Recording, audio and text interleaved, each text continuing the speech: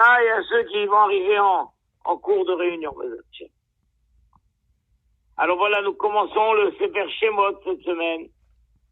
Et donc après avoir décrit le début de l'esclavage et l'incident avec Moshe Rabbeinu et la fuite de Moshe Rabbeinu, etc., dans le Réviri de Shemot, le chapitre 3, Gimel, la Torah nous raconte, et Moshe était berger du troupeau de son beau-père Yitro, le prêtre de Midian, et il a conduit le troupeau très loin, derrière le désert, et il est arrivé, sans se rendre compte, il est arrivé en fait presque au pied du Har Sinaï.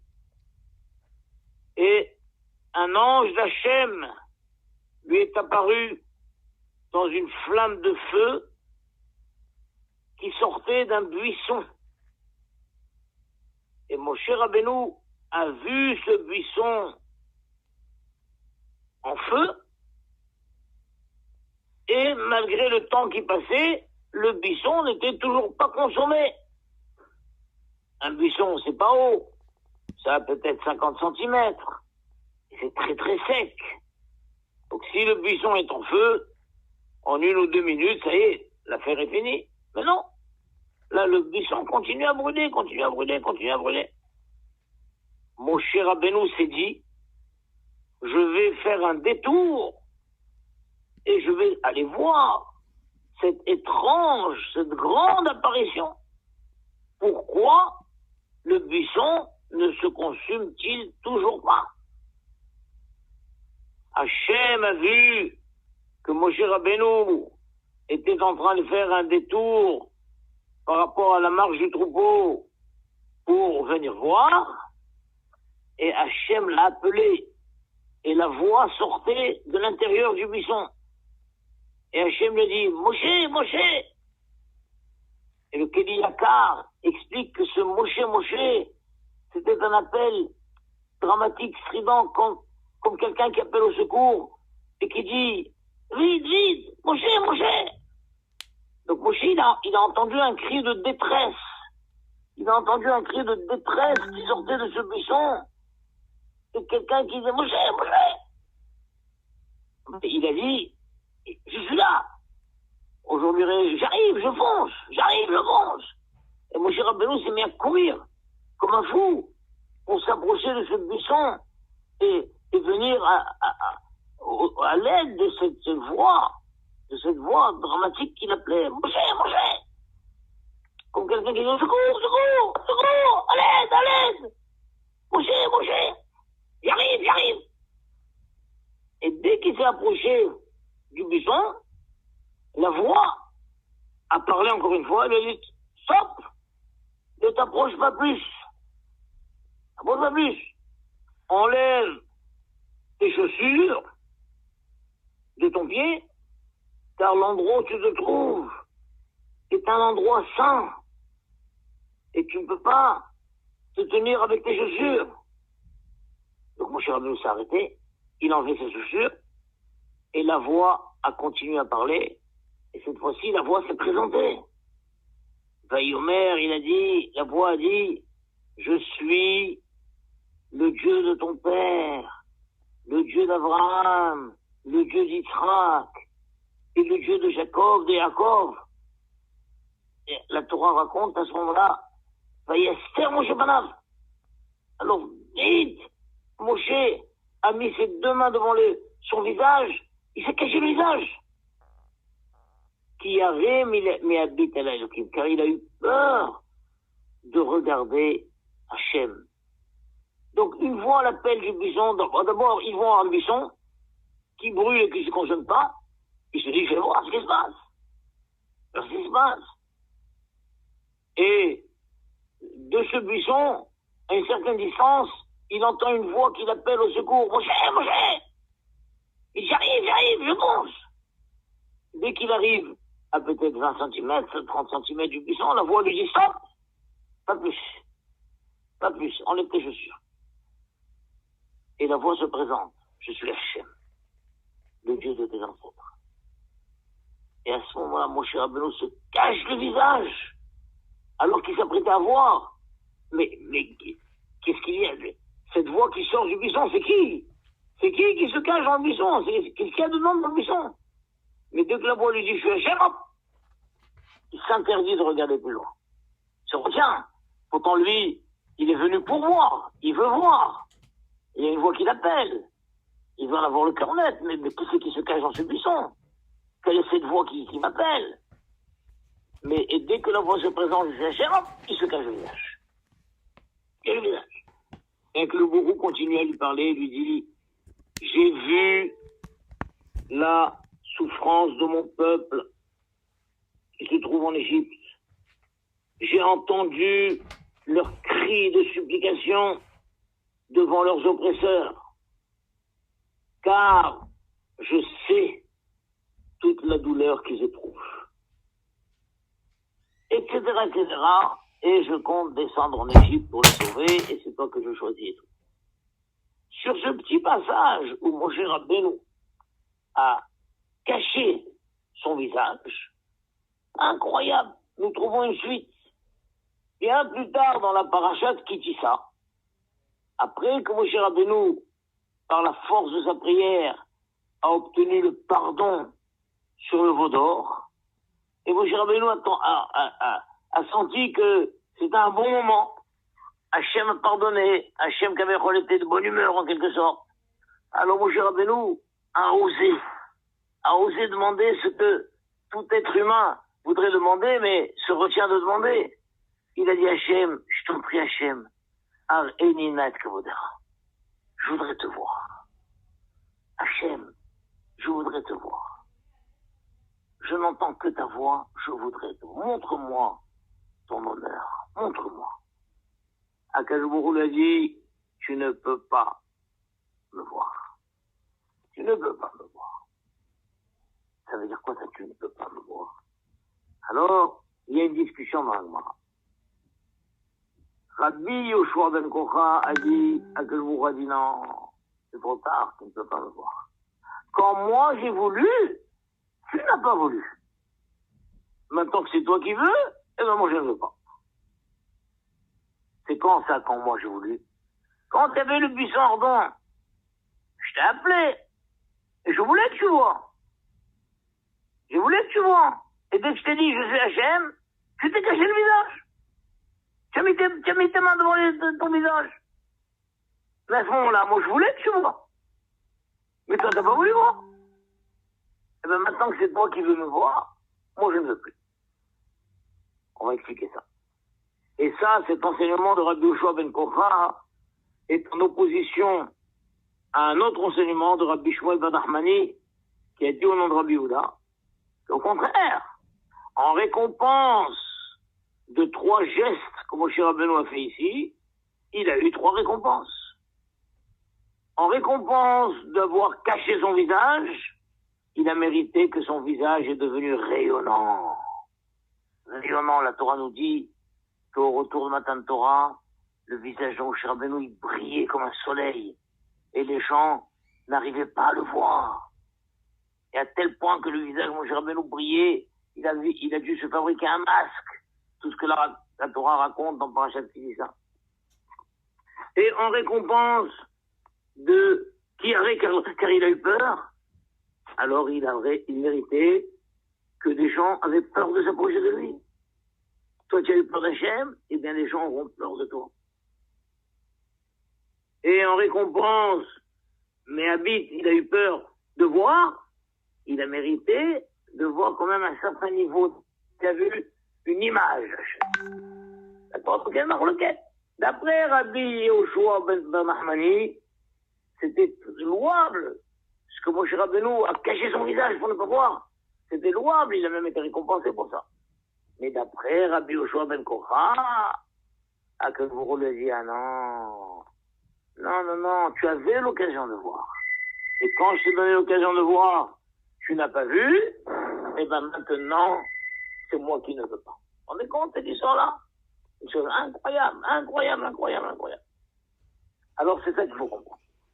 C'est quoi? C'est comme vengeance, on ne voit pas. Mais pourquoi en vouloir à Moshe Rabbeinu? Et c'est pas par dédain qu'il ne voulait pas voir. La Torah dit, Yachamaim, par crainte d'Hachem. C'est par respect qu'il n'a pas voulu voir. C'est par respect. Comment on le punit du respect qu'il a eu? Comment on va? Alors, Abdagman nous explique quelque chose de merveilleux. Il faut savoir qu'il y a un grand principe dans la Torah, un passage qui dit, Vehalarta bidrachav. Tu iras dans les chemins d'Hachem. Tout ce qu'on constate, comment Hachem se comporte dans le monde, nous devons l'accomplir. Et c'est ça la fameuse expression qui dit Mahu Afrata. De même que lui est comme ça, toi aussi tu es comme ça. Et on dit Mahu Rahom Afrata Rahom. De même que lui est miséricordieux, toi aussi ils sont miséricordieux. Mahu Hanoun Afrata Hadoun. De même que lui, il distribue la bonté à tour de bras, toi aussi tu dois distribuer la bonté à tour de bras.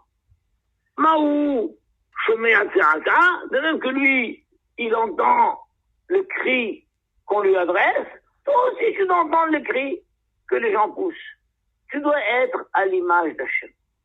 De même que Hachem dit, Imo Anochi Betsara, je suis avec lui dans sa douleur, et bien toi aussi, tu dois être avec les autres dans leur douleur.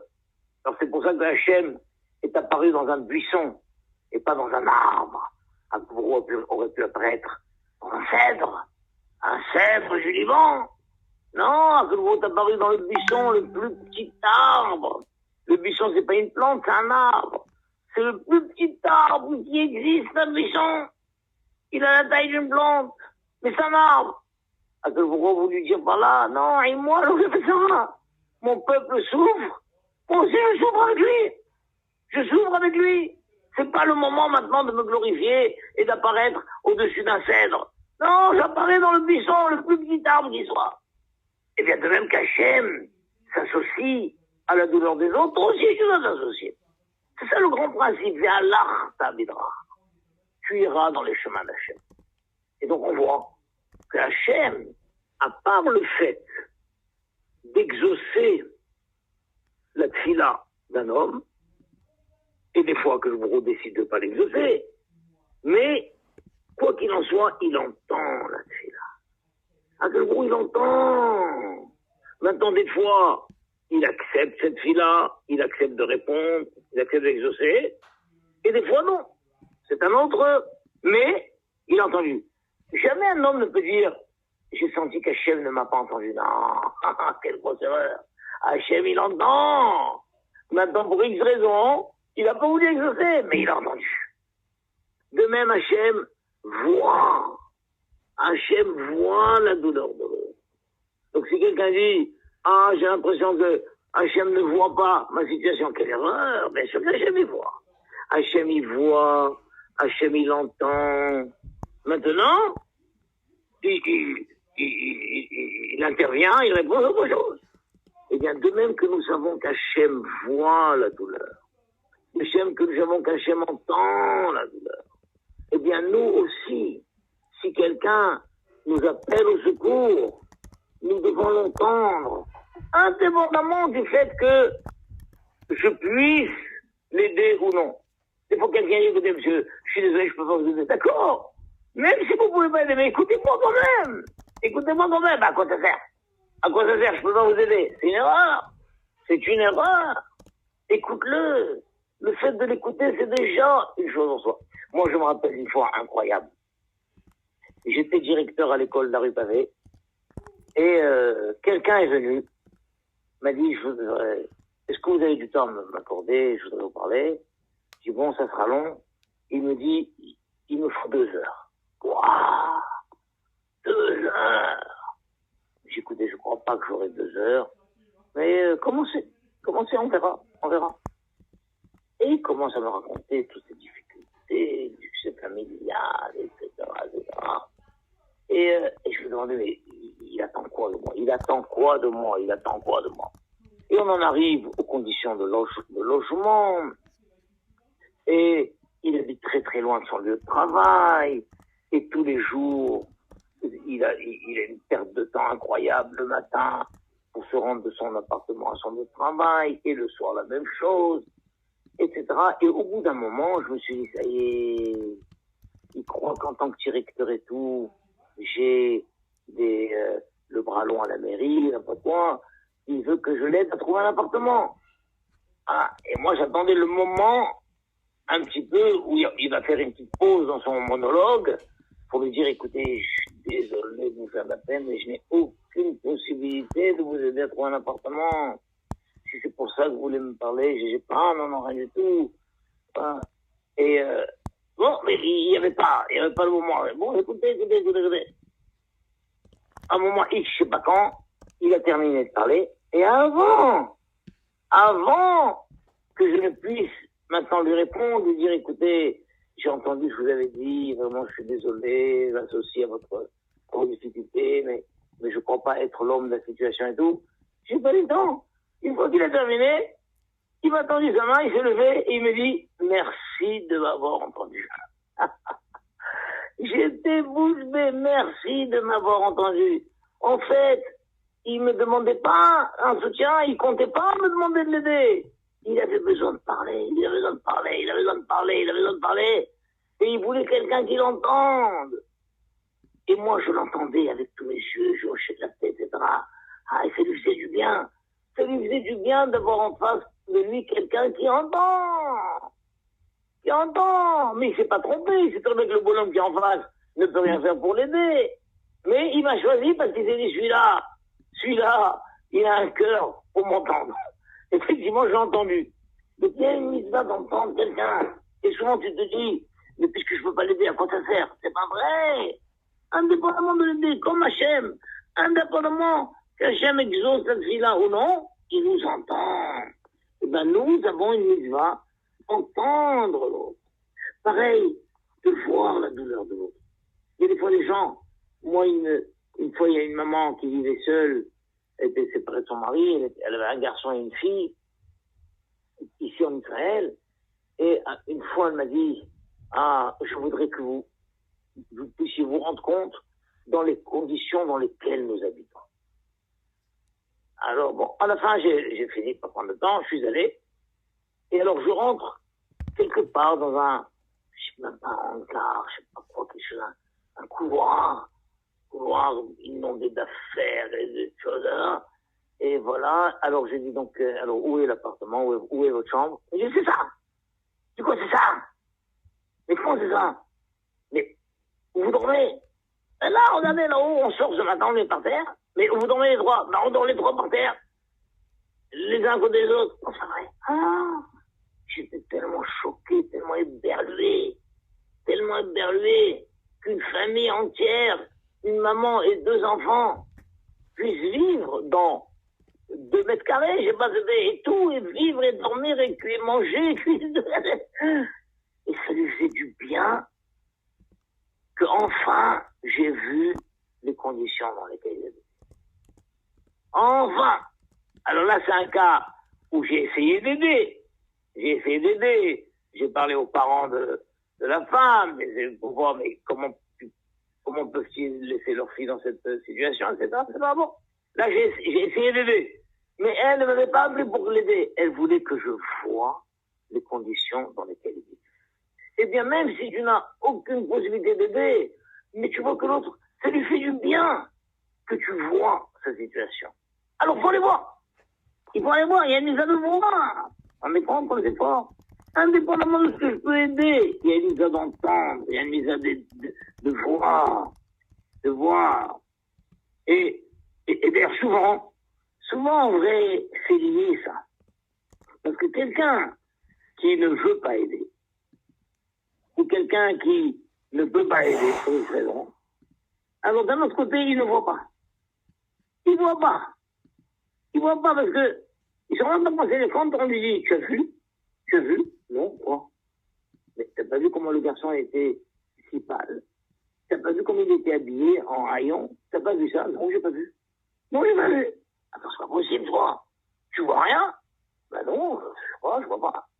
En vrai, quelqu'un qui, au fond de lui, ne compte pas aider. Ne compte pas aider. Et pour lui, les gens doivent se débrouiller. Et il se dit, ben moi, je me débrouille, que les gens se débrouillent. Que les gens se débrouillent. Et ben non seulement il n'aide pas, mais il voit pas. Il voit pas. D'ailleurs, il y a une expression, quand quelqu'un ne donne pas de la tzedaka, dans les Hachamim, on appelle ça Ama'alim Enav min tzedaka. Quelqu'un qui détourne ses yeux de la tzedaka. Hachamim ne disent pas quelqu'un qui ne donne pas la tzedaka. Non, quelqu'un qui détourne ses yeux de la tzedaka. Quelqu'un qui par principe ne donne pas de tzedaka, en amont, il ne voit même pas autour de lui les gens qui ont besoin. Il ne voit même pas. On lui dit, mais t'as pas vu tous ces gens qui ont besoin? Non. Non, je n'ai pas vu, non. Non, je sais pas, non, je vois pas, moi. Ben, le monde vit, les gens vivent, les gens marchent. Mais tu vois pas dans quel état ils sont. Non, tu vois pas. Harami appelle ça Ama'alim Eno min tzedaka. Il détourne ses yeux de la tzedaka. Vu qu'il ne veut pas donner, alors il ne voit même pas. Il ne voit même pas. Oui, c'est incroyable, ça. Or, nous avons une mitzvah dans quelqu'un d'autre qui s'appelle Nosé Be'ol im Havero. Il y a 48 midot essentielles qu'il faut avoir. Une des midot, c'est Nosé Be'ol im Havero. Tu dois porter le joug avec ton ami. Tu vois un ami dans la rue, tu vois quelqu'un qui porte une valise, il s'en sort pas, va l'aider à porter sa valise. Va l'aider, Nosé Be'ol. Mais parfois, je ne peux pas. Je ne peux pas l'aider à porter sa valise. Je ne peux pas. Quelqu'un qui a mal au dos, il ne peut pas. Eh bien, même si tu ne peux pas, montre-lui que tu as vu que c'est dur pour lui. On dit, si seulement je pouvais vous aider. Si seulement je pouvais vous aider. Porter le joug n'est pas obligatoire de le porter vraiment. C'est de s'associer et d'entendre. Et quand le bonhomme il porte sa valise, il dit, tu dois lui dire, ça me fend le cœur de vous entendre crier comme ça. Incroyable, c'est une chose incroyable que les gens ne savent pas ça. Les gens croient que où on aide ou on n'aide pas, où on peut aider, on ne peut pas aider. Indépendamment de ce que tu peux aider ou ce que tu ne peux pas aider. Associe-toi à sa douleur. Entends sa douleur. Vois sa douleur. On se rend compte comme c'est très fort. Et c'est ça que d'ailleurs que Hachem lui-même a dit à Moshe Rabbeinu dans ce passage. Akadosh Baruch Hu lui a dit, j'ai vu la souffrance de mon peuple qui se trouve en Égypte et j'ai entendu leurs cris devant leurs oppresseurs. Car je connais leur douleur. C'est quoi ce car? Le car, c'est le début. Akadosh Baruch Hu dit, je connais la douleur de mon peuple. Et le fait de connaître la douleur de mon peuple, ça m'a amené à voir leur douleur et ça m'a amené à entendre leurs cris. À entendre leurs cris. Pourquoi j'ai vu? Pourquoi j'ai entendu? Parce que je connais leur douleur. Ça veut dire quand je connais leur douleur, je ressens leur douleur. Et quand je ressens la douleur d'un autre, alors quand il crie, j'entends. Et quand il veut me montrer, je vois. Je vois. Mais à la base, parce que j'ai ressenti. Mais quelqu'un qui ne ressent pas, il ne ressent pas la douleur de l'autre. On dit, tu as vu comment il a crié le pauvre? Non, je n'ai pas entendu. Tu vois comment il a dit? Non, je ne vois pas. Quand tu vois rien? Non. Non, qu'est-ce qu'il y a? Il y a rien de spécial. Il est comme tout le monde. Il est comme tout le monde. Il ne voit pas. Alors la réponse est si tu ressentais un peu ce qu'il ressent, tu entendrais les cris de douleur qui poussent. Tu verrais la situation dans laquelle il vit. On compte comme c'est fort ça. Maintenant qu'on a dit tout ça, alors là c'est époustouflant. Époustouflant. Il y a une mitzvah de voir la douleur de l'autre, d'entendre le cri de douleur de l'autre. Akadosh Baruch Hu lui a dit, Moshe, quand je t'ai appelé, je t'ai dit, Moshe, Moshe! Ce cri de douleur que j'ai poussé, j'étais au fond du buisson là-bas. J'ai dit, Moshe, Moshe! Vite, viens! Et quand je me suis présenté, je te dis, je suis Hachem. Je t'ai appelé. Je voulais que tu vois ma douleur. Je voulais que tu vois ma douleur. Je voulais que tu saches combien je souffre avec mon peuple. Je ne te suis pas apparu dans un cèdre, je te suis apparu dans le buisson, le plus petit arbre, avec des pics, un arbre qui pique, qui est sec, qui n'a aucune humidité. Et là-bas, j'étais au fond du buisson. Et je voulais que tu vois. Je voulais que tu saches combien je souffre avec mon peuple. Mais à ce moment-là, qu'est-ce que tu as fait? Tu t'es caché le visage. Je sais bien que tu t'es caché le visage par crainte, par Hirat Shamaïm. Mais c'était une Hirat Shamaïm mal placée. C'était pas le moment. C'est pas le moment. Imaginons, on va dire à quelqu'un, tu sais, ton père est à l'hôpital, il souffre beaucoup. Comment ça se fait que tu vas pas lui rendre visite? Non. J'ai trop de respect pour mon père, je ne peux pas le voir souffrir.